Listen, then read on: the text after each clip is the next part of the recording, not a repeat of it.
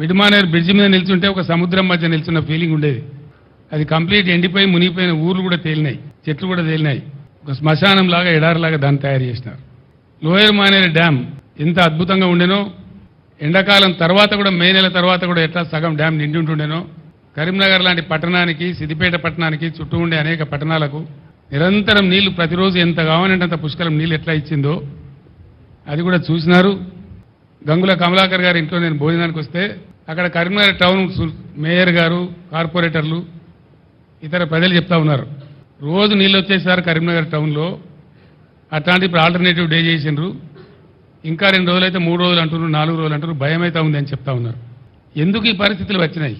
నేను మన సూర్యాపేటలో కూడా చెప్పినాను, ఇది ప్రస్తుత ప్రభుత్వం యొక్క తెలివి తక్కువ, అసమర్థ, అవివేక, చెవట విధానాల వల్ల, అర్భకత్వం వల్ల ఈ దరిద్రం మన రాష్ట్రానికి వచ్చింది.